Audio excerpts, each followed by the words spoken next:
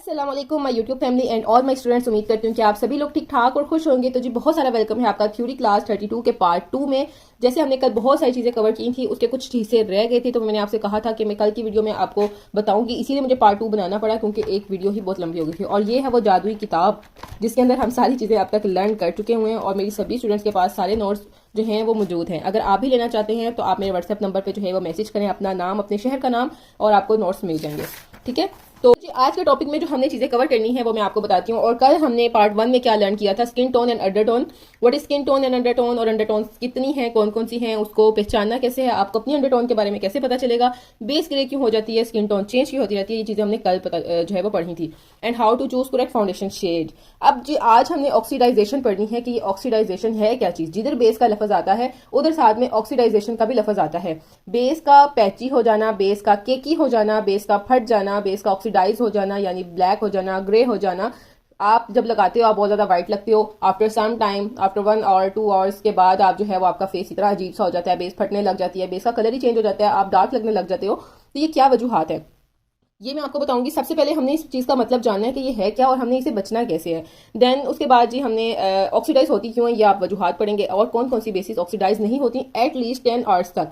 अच्छी बेसिस में ब्रांड्स के नाम आपको बता दूंगी, आगे आपने कहाँ से लेनी है और वो भी बता दूंगी आपको, लेकिन कितने की है, अफोर्ड कर सकते हैं नहीं कर सकते, उसके मुतबादल ये सारी बातें जो है वो हम व्हाट्सएप में करेंगे। तो जी हम अपनी क्लास स्टार्ट करते हैं।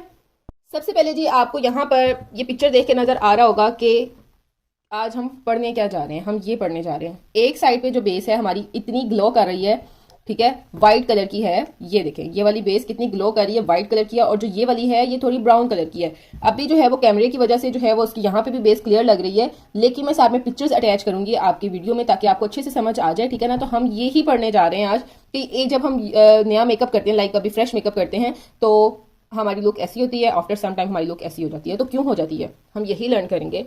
ठीक है, वीडियो स्टार्ट करने से पहले जी बहुत शुक्रिया आप लोगों का कि आप लोग इतने अच्छे से मेरे साथ जो है वो कोऑपरेट करके, कंप्रोमाइज करके, मेहनत करके, दिल लगा के पढ़ रहे हैं। और जो यहाँ पर न्यू स्टूडेंट्स आई हैं, मेरे चैनल पे न्यू है, काइंडली जल्दी से मेरे चैनल को सब्सक्राइब कर लें ताकि आप भी एक प्रोफेशनल मेकअप आर्टिस्ट और ब्यूटिशियन बन सके। जी आज का जो टॉपिक है उसको सबसे पहले हमने समझना है कि वो क्या चीज है। आज का टॉपिक है ऑक्सीडाइजेशन।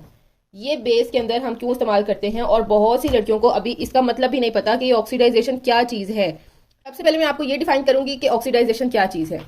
अब ये एक तरफ हमारी स्किन है और दूसरी तरफ हमारी बेस है। वो बेस लिक्विड बेस है या मतलब क्रीम बेस है, हांडी बेस है, कोई भी फाउंडेशन है। ठीक है ना, अब यहाँ पे मेरे पास टीवी पेंट स्टिक है और लिक्विड बेसिस भी हैं। ठीक है, तो कोई भी बेस है। एक तरफ आपकी स्किन के ऑयल्स हैं, ये आपकी स्किन है, ठीक है, नेचुरल स्किन है आपकी, और ये आपकी बेस है।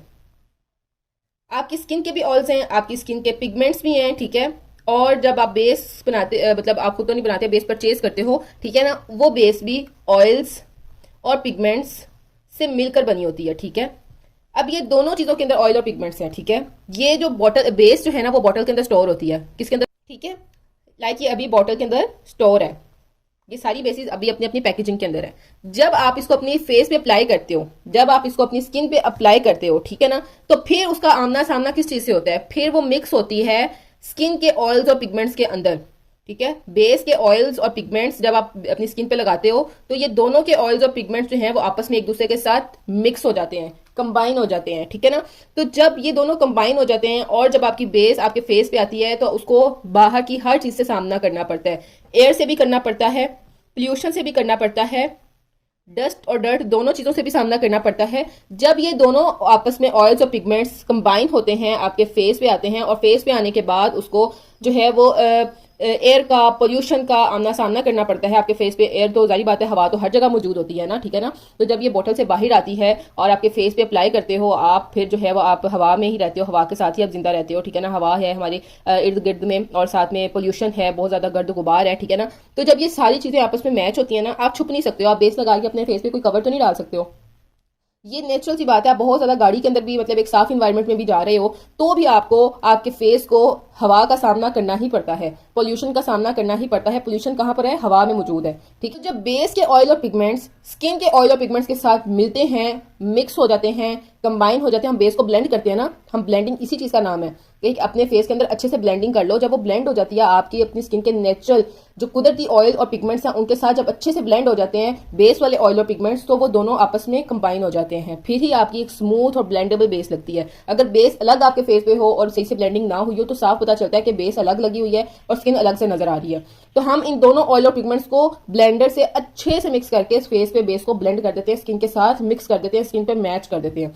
और फिर जब दोनों ऑयल और पिगमेंट्स को सामना करना पड़ता है एयर का, पोल्यूशन का, तो उसका कलर हो जाता है चेंज। इस चीज को हम क्या नाम देते हैं, इस पूरे अमल को हम नाम देते हैं ऑक्सीडाइजेशन।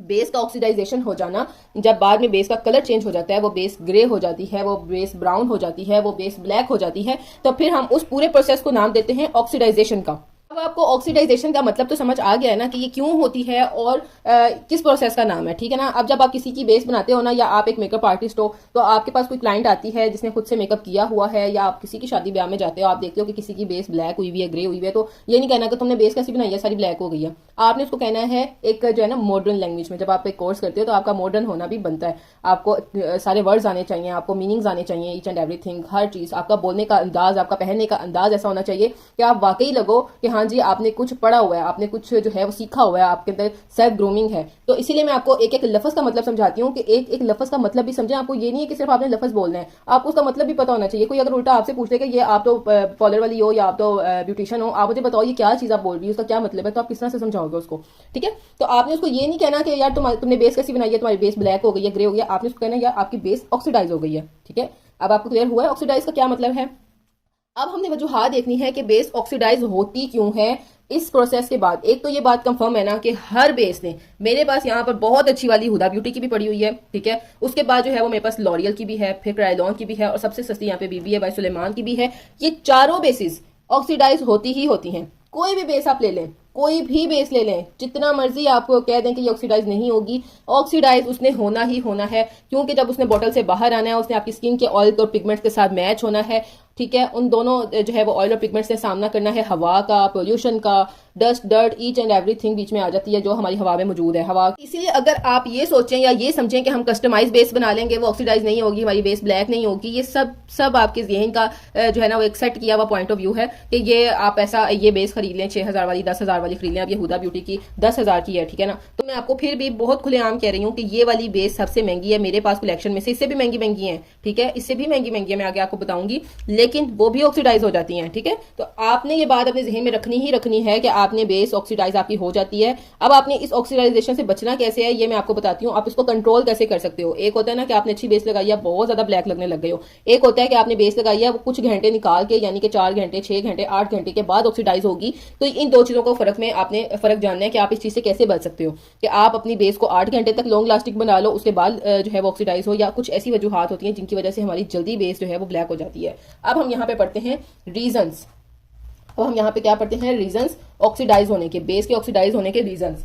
नंबर फर्स्ट पे आ जाता है सीटीएम। सीटीएम इतनी इंपॉर्टेंट चीज है मेकअप में, सेल्फ ग्रूमिंग में, सेल्फ केयर में, स्किन केयर में। सीटीएम बहुत इंपॉर्टेंट चीज है। अगर आपको सीटीएम का नहीं पता तो मेरी पहली क्लास आपने जाकर देखनी है। मैंने अपने कोर्स का स्टार्ट कहाँ से लिया है, सीटीएम से लिया, क्योंकि हमारी हर चीज स्टार्ट ही सीटीएम से होती है। मेकअप करना है सीटीएम, स्किन केयर करनी है सीटीएम, ठीक है, कुछ भी ब्राइडल की है, और या आपने अपनी नॉर्मल रूटीन की केयर करनी है, वीकली केयर है, मंथली केयर है, फेशियल है, स्किन पॉलिश है, हर चीज के अंदर सीटीएम जरूर है। तो आपने फर्स्ट वीडियो जाकर देखनी है कि सीटीएम क्या है। जब आपको आपकी सीटीएम स्किन की नहीं हुई होगी तब आपकी क्या होगी, बेस ऑक्सीडाइज हो जाएगी, ठीक है। फिर आपने बेशक बेस बहुत अच्छी वाली लगाई है, फिर चाहे मैंने ये क्यों ना लगाई हो, लेकिन अगर मेरी स्किन की सीटीएम नहीं हुई हुई तो इसने जहां पर मेरे पास जो है वो 8-10 घंटे निकालने हैं, ये 2 घंटे बाद ऑक्सीडाइज हो जाएगी, 2 घंटे बाद ही ब्लैक हो जाएगी। क्या वजह है, सीटीएम नहीं हुई होगी स्किन की।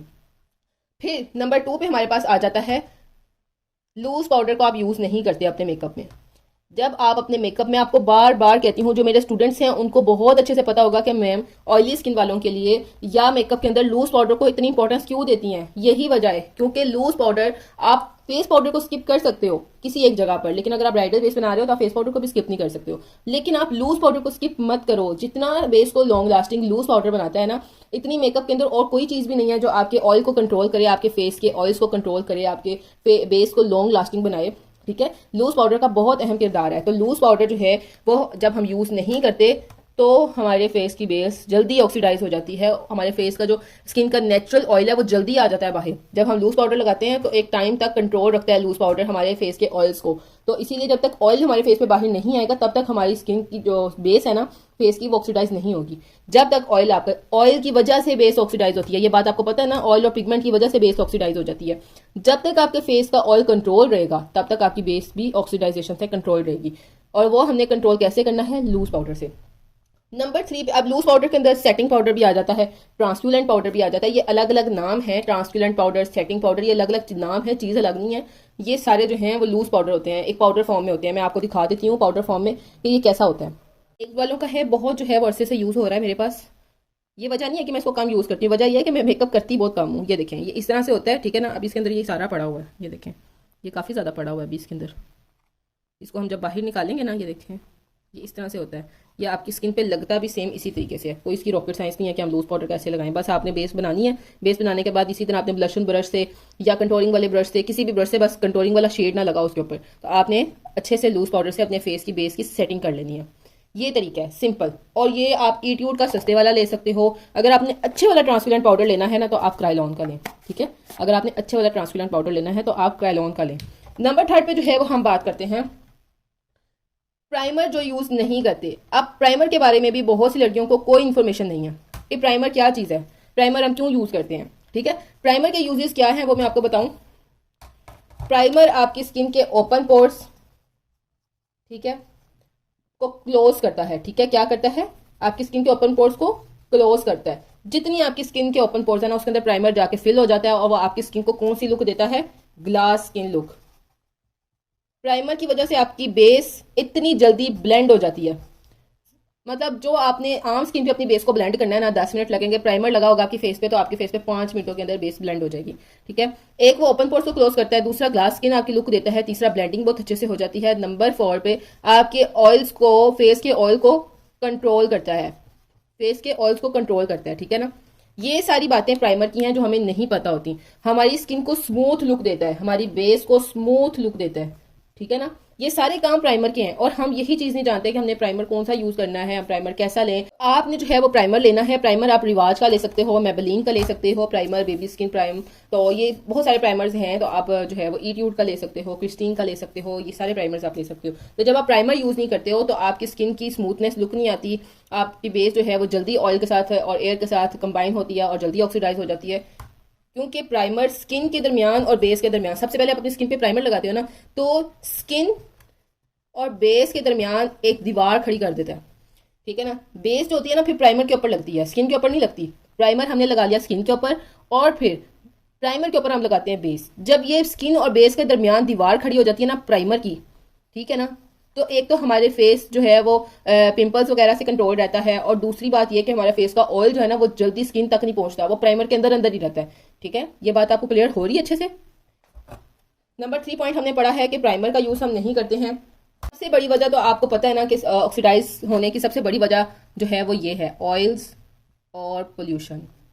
जब आपकी बेस ऑयल और पोल्यूशन का आमना सामना करती है तो वो अपना कलर हर सूरत चेंज करती ही करती है। आपने बहुत महंगी वाली बेस ली हुई है, आपने बहुत सस्ती वाली बेस ली हुई है, ये बहुत कॉमन सेंस वाली बात है। इस बात को आपको तस्लीम करना पड़ेगा कि हर बेस बहुत महंगी वाली है, बहुत सस्ती वाली है, हर बेस ने अपना कलर चेंज थोड़ा सा करना ही करना होता है। आपने यहाँ पर मैं आपको एक बात बताऊं कि आपने ऑक्सीडाइजेशन को अपनी फेस पे छुपाना कैसे है। लाइक आप, हमारे जहन में है ना कि हमने बेस जो लेनी है अपनी स्किन टोन के मुताबिक लेनी है। लाइक अगर मेरी 38 स्किन टोन है तो मैंने 38 ही बेस लेनी है, या अगर मेरी 45 स्किन टोन है तो मैंने 45 ही लेनी है।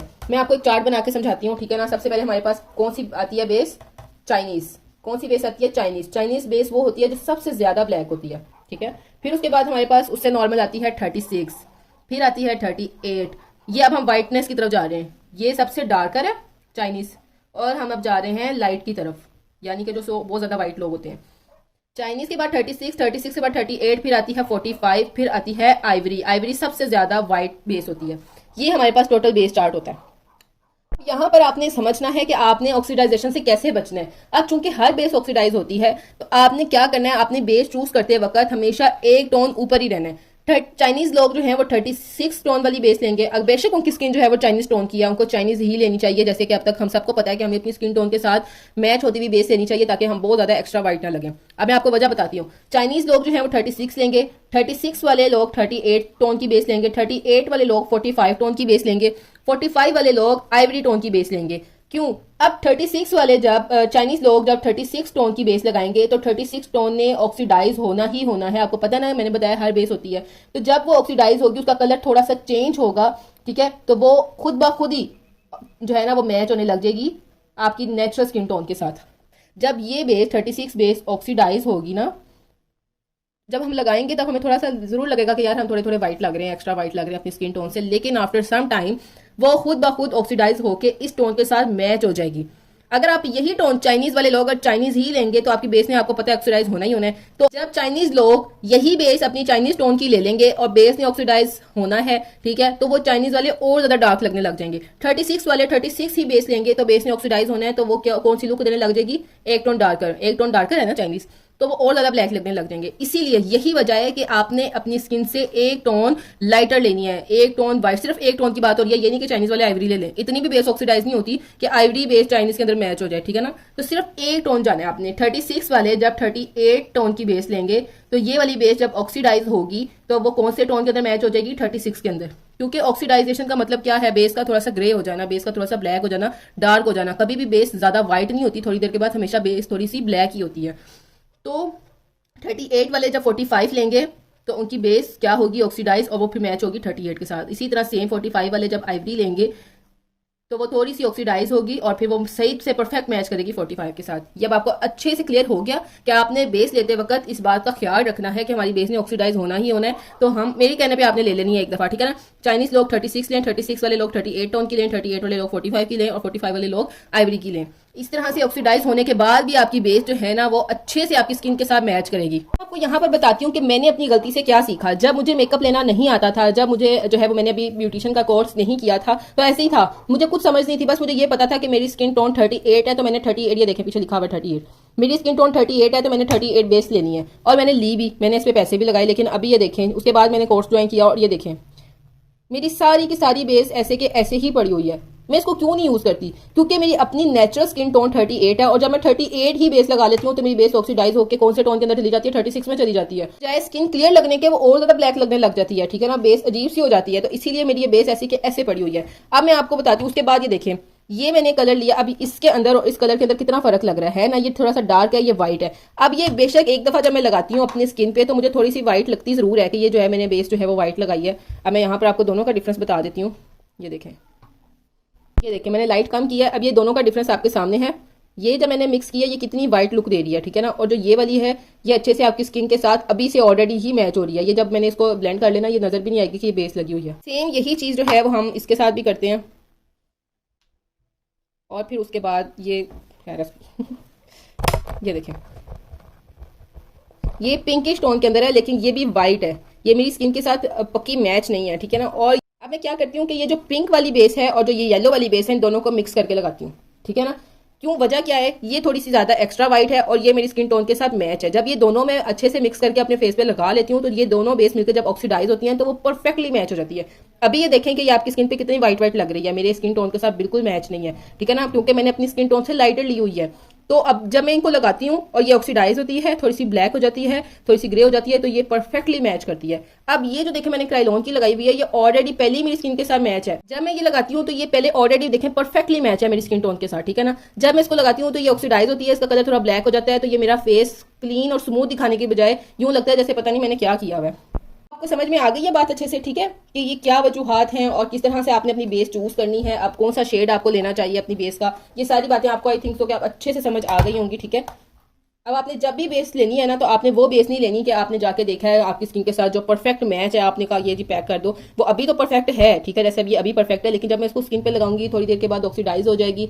ऑक्सीडाइज होने के बाद इसका कलर डार्क हो जाएगा। तो इसीलिए आपने जब भी बेस लेनी है अपनी ऐसी बेस लेनी है जो आपकी स्किन टोन से एक टोन लाइटर हो, जो आपको थोड़ा थोड़ा सा उस टाइम पे तो चिटा चिटा दिखा रही हो, क्योंकि उसने थोड़ी देर के बाद खुद ब खुद ही ऑक्सीडाइज हो जाना है, ठीक है। ये इस तरह से जो है वो आपने अपनी स्किन टोन के जब आपने लेने जाना है ना बेस, में आपको बताती हूँ जब आपने बेस लेने जाना है तो आपने किस तरह से जाना है। अब जब आपने बेस खरीदने जाना है ना, आपने अपने फेस पे कुछ भी नहीं लगाना, कोई सन ब्लॉक नहीं होना चाहिए, कोई मॉइस्चराइजर नहीं होना चाहिए, कोई क्रीम नहीं होनी चाहिए। डे क्रीम हो गई, ठीक है ना, हम डे में जाते हैं, या अगर डे नहीं जा रहे तो आप कोई नाइट क्रीम, कोई क्रीम नहीं होनी चाहिए, कोई सनब्लॉक, कोई मॉइस्चराइजर, कोई क्रीम, कोई सीरम नहीं होना चाहिए। बिल्कुल क्लियर स्किन होनी चाहिए आपकी जब आपने बेस खरीदने जाना है, ठीक है ना। एक दिन आप अपना रियल चेहरा लेके चले जाए मार्केट में, कुछ नहीं होगा। ठीक है, ये चीजें आपकी स्किन पे नहीं लगी होनी चाहिए। और फिर उसके बाद आपने कहाँ पर अपनी बेस लगा के चेक करनी है, मैं आपको दिखाती हूँ। ये जिस एरिया पे इसने लगाई हुई है, ये देखें, या फिर मैं आपको ये बता देती हूँ, ये देखें, जिस एरिया पे इसने लगाई हुई है चिक पे, ठीक है ना, आपकी जॉ लाइन से ऊपर और आपकी इस पोर्शन के दौरान आपने अपने हैंड पे नहीं चेक करना। जिस तरह से मैंने आपको चेक करवाया, आपने इस तरह से चेक नहीं करनी, आपने इस बुनियाद पे बेस नहीं लेनी। ये तो मैंने आपको, जारी बात है, आप मेरे सभी स्टूडेंट्स हैं, तो मैं अपना फेस शो नहीं करवाती, इसलिए मैं आपको खुद से नहीं बता रही, यहाँ पे समझा रही हूँ कि आपने अपनी बाजू पे या हाथ पे चेक करके बेस नहीं लेनी, आपने इस तरीके से लेनी है, अपने फेस पे लगानी है, ठीक है। तो बिल्कुल यही मेथड है, जो बेस आपके फेस के अंदर गुम हो जाए, गायब हो जाए, पता ही ना हो कि सिर्फ आपने बेस लगाई है, सिर्फ आपको यूं लगे कि आपकी स्किन क्लियर हो गई है, आपने वो बेस नहीं लेनी, ठीक है ना। आपने वो बेस लेनी है जो आपकी स्किन से एक टोन लाइटर लग रही है, ठीक है ना, जो आपको उस टाइम पे थोड़ी सी वाइट वाइट लग रही है। सिंपल सी बात है, आपको अपनी स्किन टोन का पता होगा ना कि मेरी 38 है, तो आपने जाके कहना मुझे 45 दे दो। अगर आपको पता होगा मेरी 36 है, तो आपने जाके कहना 38 दे दो। चार्ट आप याद कर लेंगे, मैंने यहाँ पे बनाया है, आपको स्क्रीनशॉट आपको ले लेनी चाहिए, तो आप इस तरह से जाके बेस ले सकते हैं। अब आपको पता चल गया कि आपने किस तरीके से अपने फाउंडेशन को चूज करना है। सबसे लास्ट बात यह है कि हमारे पास ऐसी कौन सी बेसिस हैं, अगर कोई अफोर्ड कर सकता है। मैं पहले बता रही हूँ, ये जो है वो महंगी बेसिस हैं जो मैं आपको बताने जा रही हूँ। ऐसी कौन सी बेसिस हैं जो 10 घंटे तक ऑक्सीडाइज नहीं होती। आप उनको फेस पे लगा लेते हो ना, तो वो 10 घंटे तक ऑक्सीडाइज नहीं होती। मैंने ये नहीं कहा कि वो होती ही नहीं है, ठीक है, मैंने झूठ बिल्कुल नहीं बोला। मैंने आपको ये कहा है कि 10 आवर्स तक ऑक्सीडाइज नहीं होती। होना उन्होंने भी है, ब्लैक उन्होंने भी होना है, लेकिन वो 10 घंटे तक ऑक्सीडाइज नहीं होती। उनका फॉर्मूला कुछ इस तरीके से बनाया गया होता है, इसीलिए वो इतनी जो है वो एक्सपेंसिव भी है। अब सबसे नंबर 1 पे आ जाती है derma blend professional cover cream, ठीक है। अब ये जो डर्मा ब्लेंड फाउंडेशन है, ये एटलीस्ट 10 घंटे तक ऑक्सीडाइज नहीं होती। ये देखें, ये यहाँ पर इनका लूज पाउडर भी है, उनकी जो है वो ट्यूब्स में भी है, उनकी बॉटल्स में भी है, ये उनका प्राइमर है, ठीक है। ये सारे डर्मा ब्लेंड के फाउंडेशन हैं जो एटलीस्ट 10 आवर्स तक ऑक्सीडाइज नहीं होते। उसके बाद ही हमारे पास आ जाता है लॉरियल पेरिस की। ये देखें, ये वाली जो है ये तो ऑक्सीडाइज हो जाती है, ठीक है, लेकिन जो इनका दूसरा फॉर्मूला है वो ऑक्सीडाइज नहीं होता। तो इसीलिए मैंने अभी तक परचेज नहीं किया, कि अब मेरे पास ऑलरेडी बहुत पड़ी है, बट मैंने अभी एक फाउंडेशन लेनी है बहुत हैवी किस्म की। जब वो मैं मंगवाऊंगी तो मैं आपको जरूर शेयर करूंगी, ठीक है। तो हमारे पास नंबर 2 पे आ जाती है लॉरियल पेरिस की इनफ्लेमेबल प्रो ग्लो। इसके अंदर जो है वो मैंने पूरे नाम बाकायदा लिखे हुए हैं। नंबर 3 पे हमारे पास आ जाती है अल्मे की क्लियर कम्प्लेक्शन फाउंडेशन, ठीक है। यहाँ पर देखेंगे हमारे पास अल्मे की जो है वो क्लियर कम्प्लेक्शन फाउंडेशन है। ये यहाँ पर मैं आपको पिक्चर भी दिखा रही हूँ, ठीक है ना। ये ब्रांड है एक। और नंबर 4 पे हमारे पास आ जाता है मेबेलिन की New York super stay long where. अब आपने इनके नाम याद करने हैं, मैं प्रॉपर नोट्स में आपको नाम सेंड कर दूंगी, ठीक है ना। ये आपने इनके सबके नाम याद रखने हैं, ठीक है। अब हमारे पास यहाँ पर पाकिस्तान में जो ज़्यादातर मैंने ब्रांड्स देखे हैं वो देखे हैं लॉरियल का और मेबेलिन का, ठीक है। हुदा ब्यूटी भी है, लेकिन हम जो अफोर्ड कर सकते हैं किसी हद तक वो लॉरियल की है और मेबेलिन की है। तो आपने इनका याद रखना है कि जो लॉरियल की है ना, वो लॉरियल की है L'Oreal Paris inflammable pro glow, ठीक है। और जो मेबेलिन की है Maybelline New York super stay long where, ठीक है। तो आपने इनके नाम याद रखने हैं। और नंबर 5 पे हमारे पास आ जाती है कवर गर्ल प्लस ओले बहुत ज़बरदस्त ब्रांड है, ठीक है ना। इतना कुछ सुपर डुपर है आपकी जो है वो स्किन केयर में भी और मेकअप में भी, ठीक है। कवर गर्ल और जो है एंड ओले फाउंडेशन, ये देखें खुद ब खुद ही ऑप्शन आ जाती है। जो मशहूर फाउंडेशन है ना, जो एक्सपेंसिव हैं, जो वर्ल्ड वाइड यूज़ की जाती हैं, उनका खुद ब खुद ही आ जाता है। आपको कोई भी चीज़ ढूंढने की, जाके परेशान होने की ज़रूरत नहीं है। इसीलिए जो है ईच एंड एवरीथिंग नेट पे अवेलेबल है। ये देखें, cover girl plus Olay simply ageless, ठीक है। इसके अंदर क्या क्या चीज़ें हैं, hyaluronic complex and vitamin C, complex hyaluronic plus vitamin E C, ये सारी चीज़ें इसके अंदर हैं। और 3-in-1 फाउंडेशन है, ये भी बहुत ज़्यादा जो है वो ज़बरदस्त किस्म की फाउंडेशन है। उसके बाद सबसे लास्ट पे आ जाती है हुदा ब्यूटी ल्यूमिनस मैट। सबसे लास्ट पे आ जाती है, ये हमने कवर गर्ल प्लस ओले की, ठीक है। और सबसे लास्ट पे हमारे पास आ जाती है हुदा ब्यूटी की, ठीक है। हुदा ब्यूटी की हमारे पास आ जाती है। अब ये देखेंगे मेरे पास हुदा ब्यूटी की जो है ना, इसके यहाँ पर तो नहीं कुछ लिखा, लेकिन ये देखें हाई कवरेज क्रीम फाउंडेशन, लेकिन जो हमारे पास 10 आवर्स तक जो है वो ऑक्सीडाइज नहीं होती, वो होती है ल्यूमिनस मैट। हुदा ब्यूटी की ल्यूमिनस मैट फाउंडेशन जो है वो 10 आवर्स तक लॉन्ग लास्टिंग होती है, 10 आवर्स तक जो है वो ऑक्सीडाइज नहीं होती। तो इन बातों का आपने ख्याल रखना है, इन चीज़ों का जहन में रखना है। ये बातें आपको पता होनी चाहिए प्रोफेशनल मेकअप आर्टिस्ट की हैसियत से। तो उम्मीद करती हूँ आपको आज का लफ्ज़ ऑक्सीडाइजेशन का बहुत अच्छे से समझ आ गया होगा। फाउंडेशन सेलेक्ट करने के बारे में पता चल गया होगा, फाउंडेशन कैसी लेनी है और किस तरह से चेक करनी है, ये भी आपको पता चल गया होगा। और जो ये चीज़ मैंने आपको बताई है, ये आपको नॉलेज में जो है वो इजाफा होगा। होगा कि ये आपको ये बातें पता होनी चाहिए। अगर कोई अफोर्ड कर सकता है, आपसे पूछता है कि हम अफोर्ड कर सकते हैं लेकिन आप हमें बता दें, ठीक है, तो आप बता सको उनको कि हाँ भी ये ले सकते हो। ये चीज़ें आपने ऐसे नहीं सोचना कि ये हम अफोर्ड नहीं कर सकते तो हमने याद ही नहीं करना। आप अफोर्ड नहीं कर सकते, कोई और तो कर सकता है ना। किसी और के पास पैसे हैं, इलम तो नहीं है ना। आपके पास इलम है, पैसे नहीं है, तो ये इलम जो है ना वो सबसे महंगा है, पैसों से खरीदा नहीं जा सकता, ठीक है ना। तो आपको ये बातें पता होनी चाहिए ताकि आपके पास नॉलेज हो हर चीज़ का, जो आप अफोर्ड कर सकते हो, जो आप अफोर्ड नहीं कर सकते उस चीज़ का भी नॉलेज हो।